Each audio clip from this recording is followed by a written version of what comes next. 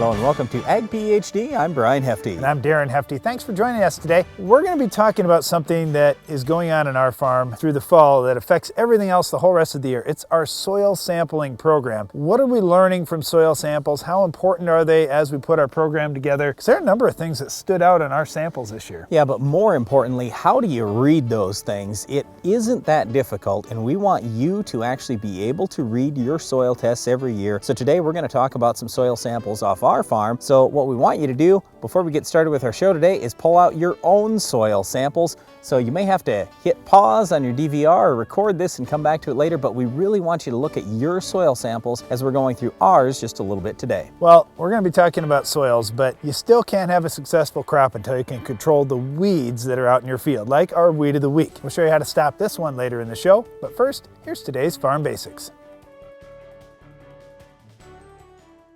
Farm Basics is brought to you by the Liberty Link trait and Liberty herbicide from Bayer. The most reliable weed management solution, Liberty Link and Liberty herbicide are the link to efficient row crop production and sustainable weed management.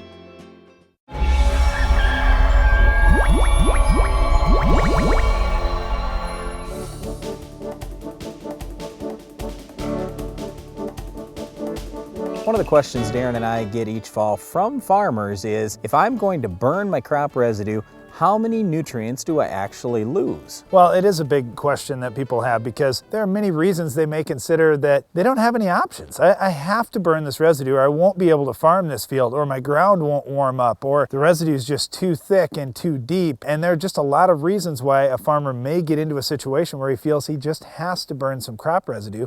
The question is, what's going to be left when I do that? What am I losing? I know what I'm gaining, but what am I losing? Okay, so here's what the farmer is going to lose. Here's what anybody's going to lose when they burn crop residue. 98 to 100% of the nitrogen is going up in the air. 70 to 90% of the sulfur, gone. 20 to 40% of the phosphorus and potassium, that's gone up in the air. If a farmer or anyone lets residue naturally break down, they're going to get a lot of that nitrogen, the phosphorus, the sulfur, the potassium. A lot of that is going to go down into the soil and it can get used for the next crop. So if someone is going to burn residue, they can certainly do that. There aren't laws against that in most areas. You just have to be a little bit careful about where you're burning and that the fire doesn't get out of control. But you have to look at how many nutrients did you lose, and now you've got to invest some more dollars in fertilizer just to replace those nutrients. Now, one other place we see a lot of burning is in ditches. We'll see people burning ditches along typically just gravel roads, but occasionally you'll see this happen by other roads as well. In a lot of cases it happens in the northern part of the country, and the main reason behind it is for snow. When you've got lots of grass in the ditches, it can catch snow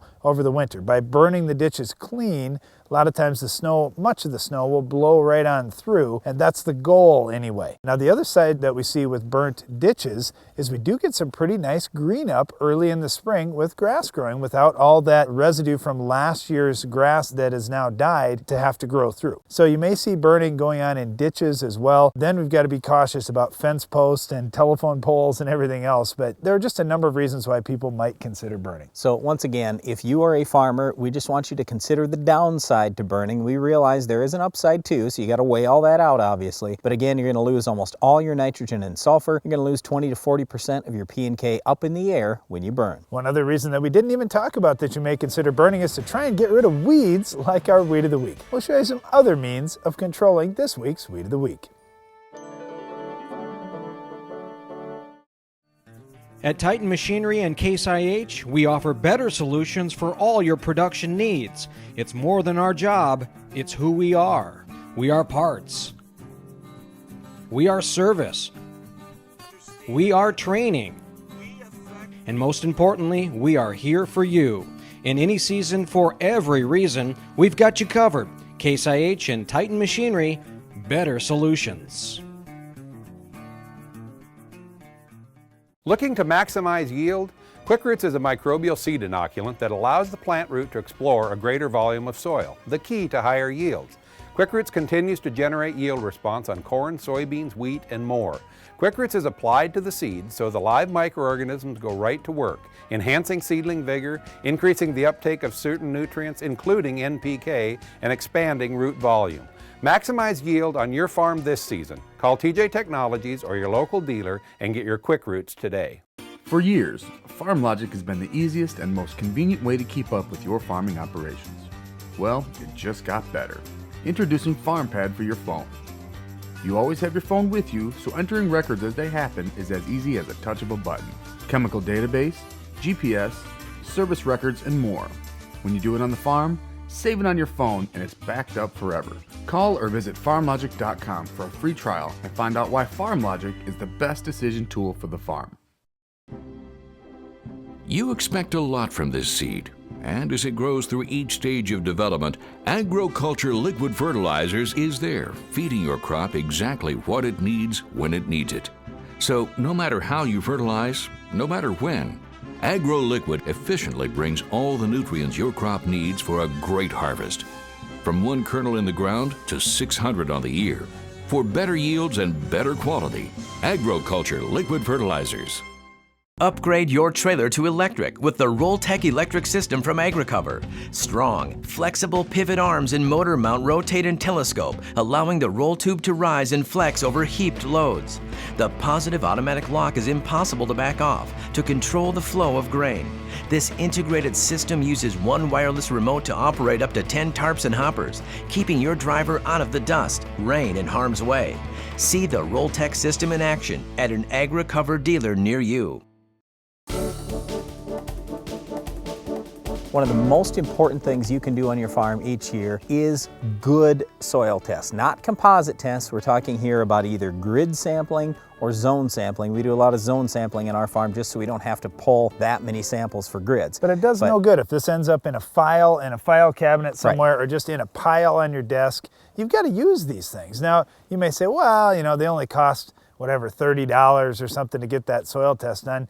You know, it's not that big a deal. Hey, that's a great value, and you're going to learn something that's going to make you or save you thousands of dollars on your farm this year. If you know how to use it, that's the whole thing. So I talk to a lot of farmers that say, boy, I don't know, I just rely on somebody else to tell me what to do on that. Well, think about it. If you're going to invest millions of dollars in fertilizer in your farming career, why wouldn't you want to know about it? I think that's the most important thing to know about on your farm.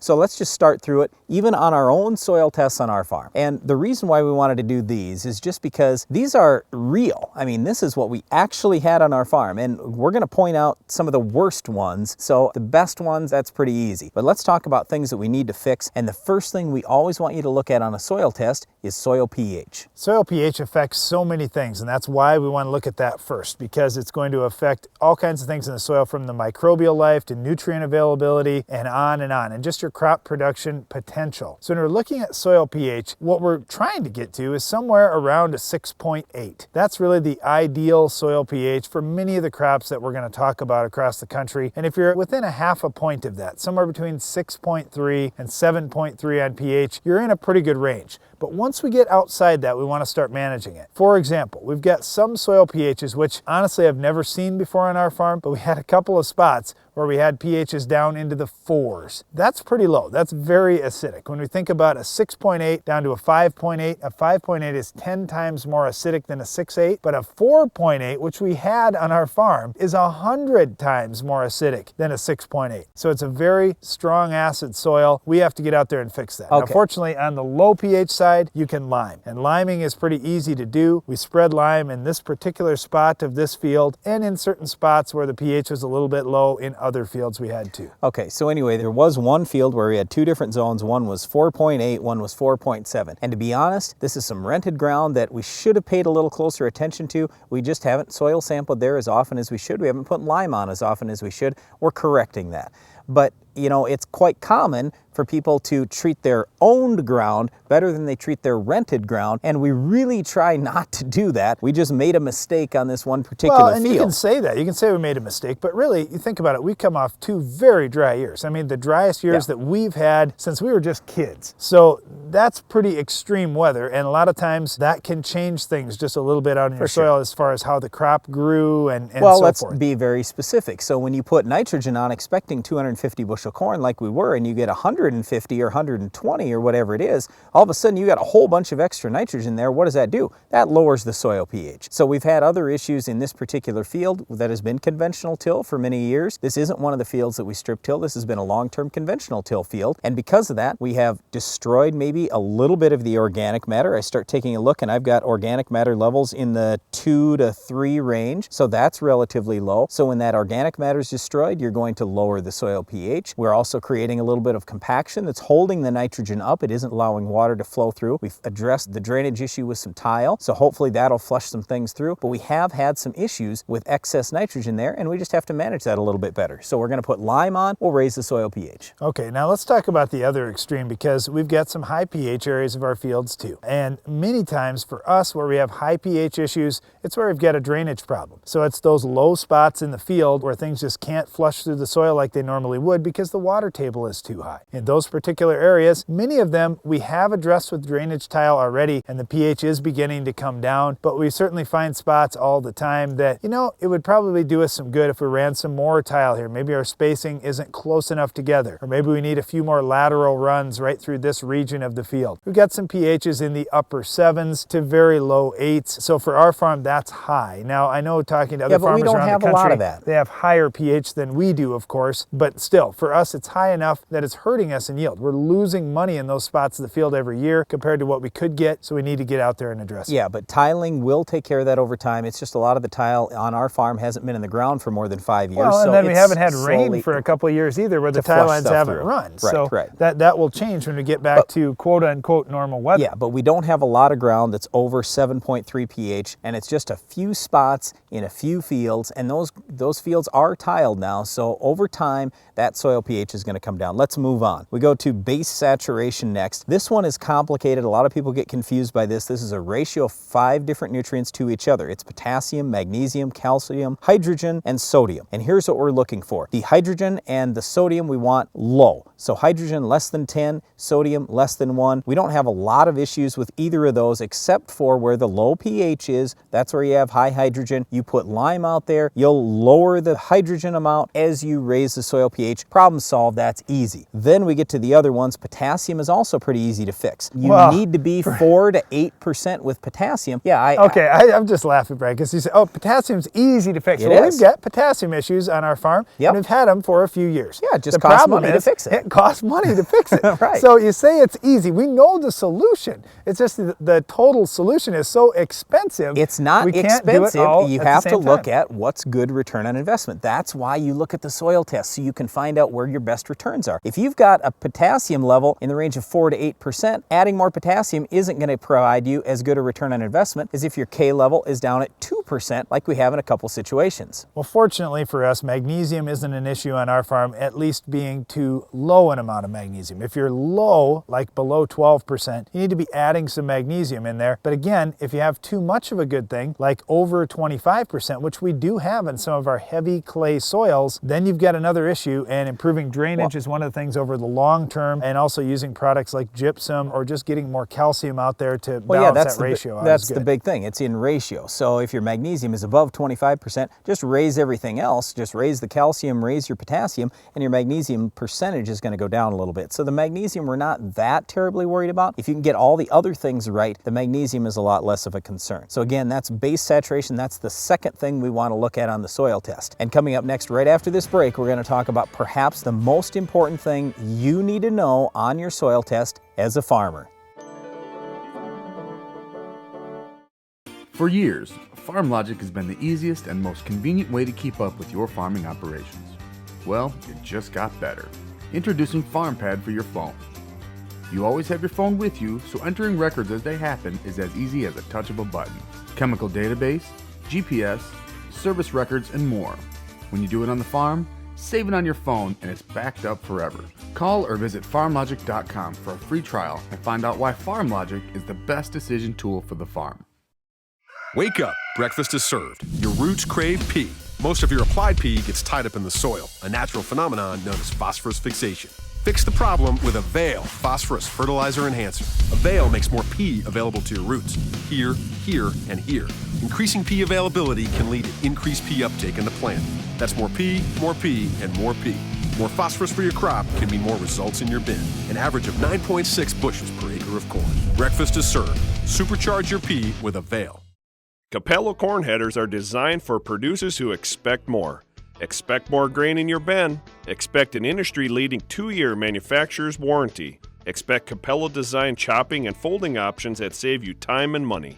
And whether red, green, or yellow, expect row size options that fit your operation because all producers deserve the best. Expect Capello. It's ahead above the rest.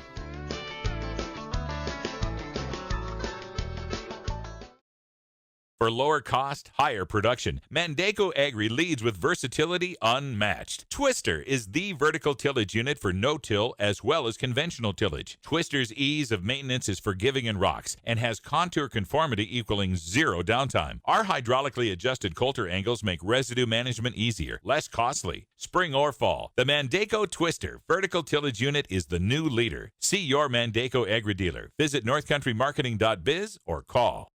If you watch Ag PhD TV, you'll love the new Ag PhD radio show each weekday on Rural Radio Sirius XM Channel 80. This is Darren Hefty. On the new Ag PhD radio program, we'll take live callers and provide the agronomic information and brotherly banter you've come to expect from Ag PhD. We'll feature a Back 40 segment where we talk to farmers and agronomists around the country to share what's going on with crop production. And it wouldn't be Ag PhD without addressing a pest of the day. Tune in to the Ag PhD radio show each weekday at 2 p.m. Central on Rural Radio Sirius XM Channel 80. We talked about the first couple of things we want you to look at on your soil test, and by all means, work on your soil pH first. That's where you're going to get your best return on investment. Then start addressing the base saturation. But the next thing we're going to talk about is extremely important as well. Cation exchange capacity. That's how much of anything your soil can hold. How much water, how many nutrients, how much chemical. And let's talk about what it is. Cation exchange capacity is basically just a measure of the amount of clay you have, the type of clay you have in your soil, and the amount of organic matter you have in your soil. So you think about the type of clay and the amount of clay you have in your soil, you can't really change those things without big dirt moving equipment. So what we're going to address is organic matter. You can improve your organic matter levels, and that will increase your cation exchange capacity. Now, one of the things I always look at on our soil tests is we raise a lot of corn here. We raise some wheat too. We need to put nitrogen on, but I don't want to put too much nitrogen on so I lose it to leaching down in the ground. I don't want it ending up down in the groundwater. That's going to pollute somebody's water and I lose money. So that's bad. So what I'll look at is what's my cation exchange capacity number? A lot of our fields were in the 15 to 25 range. So that tells you if you multiply that number times 10, roughly how much nitrogen your soil can hold at any one time. So that's 150 to 250 pounds. So we have some fields where we're down at that 150, that's the max. And if I've already got, let's say 20 pounds in the soil right now, I can only safely put on about 130 pounds right now. And then I've got to wait until my crop has started to use some nitrogen and spoon feed that crop to keep going. And this might not be a big deal on your farm with today's yield goals, but what are your yield goals 10 years from now or 20 years from now? You have to know cation exchange capacity. If you don't, chances are sooner or later on your farm, you're going to put too much nitrogen on, and that's a bad thing for anybody in your area, for any farmer anywhere. We don't want nitrogen found in the groundwater. The next thing we want to look at on soil tests is phosphorus. And there are 3 different measurements with phosphorus. There's the P1, the P2, and the Olsen test. If your soil pH is above 7, use the Olsen test. That'll tell you roughly how much available phosphorus you have. And if your pH is below 7, use the Bray test, the P1 and P2. The P1 will tell you roughly how much you have. The P2 tells you roughly how much is in your soil total. Okay, now this is where just a little bit of knowledge can really help you reading your soil test and with your confidence. When we look at parts per million on a soil test, we're looking at 6-inch soil tests here. And in each 3 inches of soil, there's approximately 1 million pounds. So when we look at 6 inches of soil, there's approximately 2 million pounds of soil that's represented by the test. So when we look at parts per million in a 0 to 6 inch soil sample, simply take parts per million times 2 to get pounds per acre. So if you have, say for example, 19 parts per million of phosphorus, you multiply times 2, that's 38 pounds per acre. The other big thing we look at with phosphorus is it's non-mobile in the soil. So we like, at least in some areas on our farm, we will go down not just 0 to 6 inch, but we will also take 6 to 12 inch, 12 to 18 inch, and 18 to 24 inch samples. So I just want to read you on one spot. I just picked at random one spot on our farm. We had 80 parts per million on an Olsen test. So 80 parts per million on an Olsen test, the soil pH was 7.6. So I got to look at that number rather than the P1. So I got 80 parts per million. That's roughly 160 pounds pounds of phosphorus. Okay, that's a lot of phosphorus, but I get down into the 6 to 12 inch range, I have 12 parts per million. 12 to 18, I have 12 parts per million, and the 18 to 24 inch level, I have 6 parts per million. So I don't have much down a little deeper. We want to get more of that phosphorus down deeper in the ground. That nutrient stratification is a major problem on most farms in the country. Again, this is a conventional till field. In our strip till fields, what we find is not nearly as much on the top, a lot more down at that 6 to 12 inch range where we really want that phosphorus so it's protected from erosion. The other thing you have to look at with phosphorus is your organic matter levels. When you look at organic matter, it's going to give a free release of many nutrients. A typical number that we'll use for organic matter is for each 1% of organic matter, it's going to release 20 to 30 pounds of nitrogen, 4 to 7 pounds of phosphate, and 2 to 3 pounds of sulfur. So if you have a 3.0 organic matter level, for example, well, you're going to get 3 times 4 to 7 pounds of phosphate. So 12 to 21 pounds of phosphate is going to come available for free, basically out of your organic matter. So what we want you to do is look at how much does your crop remove. So download the free Ag PhD fertilizer removal app for your smartphone or your iPad, or look it up on agphd.com. See what the crop's going to remove, add up what you have in the soil with phosphorus plus your organic matter, and then you have a pretty decent idea of what's there, and then you know kind of where to fertilize after that. So, I mean, there's a lot more we can talk about with this, and we really invite you to come to one of our fertility sessions that we've got this winter. We've got a couple of soil test clinics where we're going to teach you how to read a soil test. They're free, just something that we do at Ag PhD. So if you want to learn more, we invite you to come to that. But again, get some good soil tests, learn about them. You're going to invest a lot of dollars in fertilizer. If you know how to read this soil test, you're well on your way to making more money on your farm. One other thing that's important on your farm is controlling weeds like our Weed of the Week. We'll show you how to stop this one coming up next. The Weed of the Week is sponsored by the Enlist Weed Control System from Dow AgroSciences, a new herbicide and trait system that will build on glyphosate. Your farm tells a story, one that continues with the decisions you make.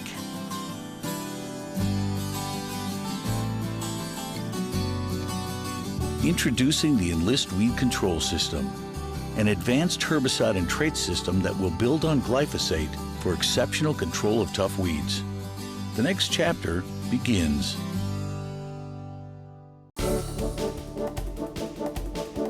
Our Weed of the Week is common burdock. Standing along this tree grove here off to my right is probably the first place in my entire life that I saw common burdock. I was running through the grass and all of a sudden I got these burrs stuck to my pant legs and even stuck to the dog that I was running around with out in the grass, and I was like, man, that dog's got these burrs all over his fur, and oh man, I've got them all over my pant legs too.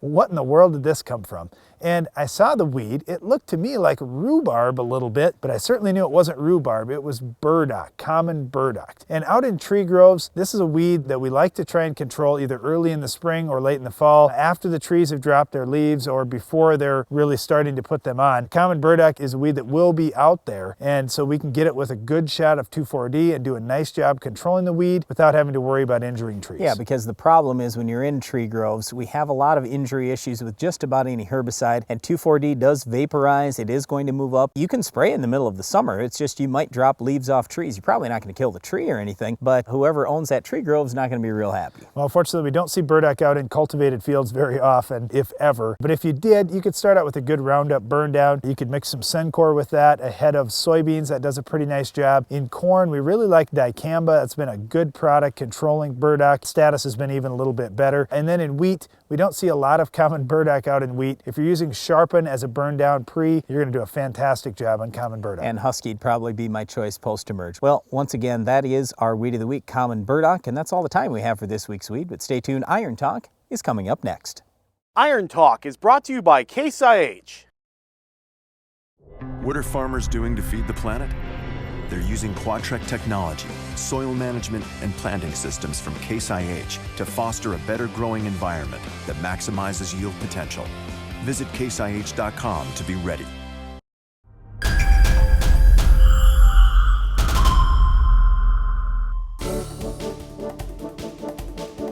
There was sure a lot of drainage tile work getting done this fall in many farms across the country, and it continues where weather permits. One of the big areas farmers were addressing drainage problems was in small areas out in their fields. I'll explain in today's Iron Talk. Owning your own tile plow is pretty handy sometimes, especially when you have some problem areas in your fields. Fixing iron deficiency chlorosis, or IDC, spots in fields or alkali areas is a great example. When you have an area where water sits on the soil surface for a few days extra after rain, you could be setting yourself up for a buildup of salts and nitrates, as well as a high and rising soil pH. In most cases, improving the drainage will solve the problem for the long term. However, how close should you put the tile spacings? What many farmers are finding is that the soil is a little heavy in those areas of the field. That's a good thing for crop production potential, but it requires drain tile lines to be placed much closer together to be effective. Farmers with 100-foot tile spacings are narrowing them up to 50 or even 25 feet. In the IDC or alkali areas, we see many farmers having great success taking these small areas of the field and putting tile in at every 10 to 15 feet and keeping them shallow at only 2.5 to 3 feet deep. This allows the slow draining problem areas to drain as fast as the rest of the field and flush out the salts, bringing your soil pH back into the ideal range over time. Try this approach on a few small areas on your farm. I'm confident you'll like the difference it can make. That's all for today's Iron Talk, and now back to the show. Whether you're feeding cattle, milking cows, or baling hay, the work on your farm is never done, which is why you need equipment that works as hard as you do. Get the efficiency and versatility you need with Case IH. From farm-all compact and utility tractors to balers and mowers, all Case IH equipment is designed with one thing in mind: getting the job done. To learn more, visit caseih.com/livestock. You expect a lot from this seed, and as it grows through each stage of development, Agriculture Liquid Fertilizers is there, feeding your crop exactly what it needs when it needs it.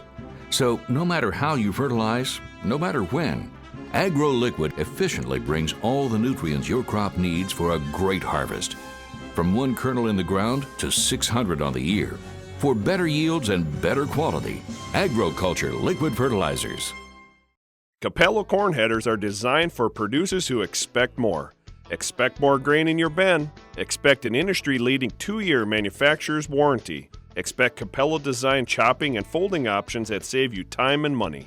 And whether red, green, or yellow, expect row size options that fit your operation, because all producers deserve the best. Expect Capello. It's a head above the rest.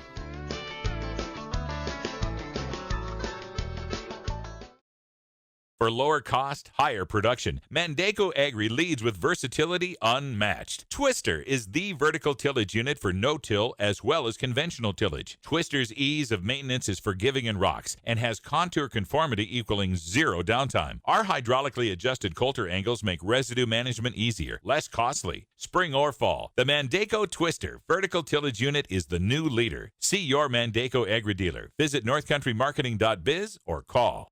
If you watch Ag PhD TV, you'll love the new Ag PhD radio show each weekday on Rural Radio Sirius XM Channel 80. This is Darren Hefty. On the new Ag PhD radio program, we'll take live callers and provide the agronomic information and brotherly banter you've come to expect from Ag PhD. We'll feature a Back 40 segment where we talk to farmers and agronomists around the country to share what's going on with crop production. And it wouldn't be Ag PhD without addressing a pest of the day. Tune in to the Ag PhD radio show each weekday at 2 p.m. Central on Rural Radio Sirius XM Channel 80. Closed captioning for Ag PhD is sponsored by Norwood Sales. The all-new S-Cube commercial tender is the only tender on the market with poly tanks, giving you the capability to haul seed, fertilizer, water, or liquid fertilizer. Each cube can hold 300 units of seed, 2,000 gallons of liquid, or 300 cubic feet of fertilizer. Options include full functioning wireless remote, stainless steel conveyors, and self-contained hydraulics. Get yours today at Norwood Sales. That's all the time we have for this week's show, but be sure to tune in again next time for another Weed of the Week, Farm Basics, Iron Talk, and a whole lot more. I'm Darren Hefty. And I'm Brian Hefty. Thanks for watching Ag PhD. Reduced tillage has shown to increase soil's organic matter levels, reduce erosion potential, improve soil structure, and increase microbial activity and soil life. For more information, visit the Responsible Nutrient Management Foundation at rnmf.org.